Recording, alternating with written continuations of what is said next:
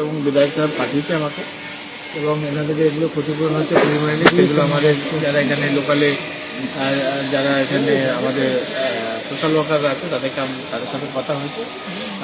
কালকে থেকে কাজ শুরু হলো, এবং এনাদের যদি ডকুমেন্টেশন ঠিক থাকে তাহলে আমাদের যেগুলো সরকারি বাড়ি যেগুলো আছে সামনের মাস থেকে আপনার অনলাইনে এনারা ফিল আপ করতে পারবে, সেটা নিয়ে অসুবিধা নেই। সেগুলো আমরা দেখে নেবো কিছু এবার।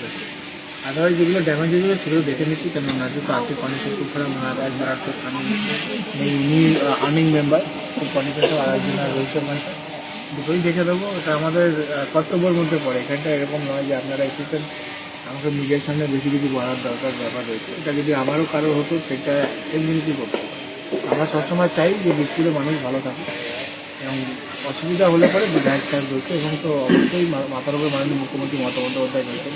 আপনারা দেখতে পাচ্ছেন যে আবাস যোজনার জন্য সেভাবে উনি কিন্তু অনেক চিন্তাধারা করেছেন, এবং অলরেডি অনলাইন ফিল আপ শুরু হয়ে গেছে। তো সেই জায়গায় আমরা চেষ্টা করেছি যদি ওনাদের ডকুমেন্টেশন ঠিক থাকে তাহলে সরকারি বাড়ি ওনারা পাবেন। তো পরিবারের লোকজনের সাথে কথা হলো?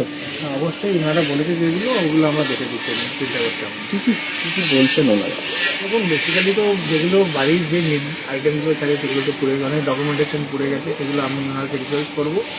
আর যে সকল জিনিস পুড়ে গেছে সেগুলো একবার ডায়েরি করে দেওয়া যাবে, কেন থানায় এগুলো দিলে পরে কী হবে, যে ধরুন ইসেন্সিয়াল কোনো ডকুমেন্ট থাকলে সেগুলোকে সাবস্টিটিউট ডুপ্লিকেট কপি ওনারা করে দেবে। গতকালই করে দেবে, আমাকে আশ্বাস দিল, আমি এইটুকুনি রাখি যে আমাকে করে দেবে। আজকে পাশে পেলেন? পাশে পেলাম, সামনে আসলো, কালকেও এসেছিল সবাই, আজকেও এসেছিল। আপনার নাম? আমার নাম আলপনা দাস।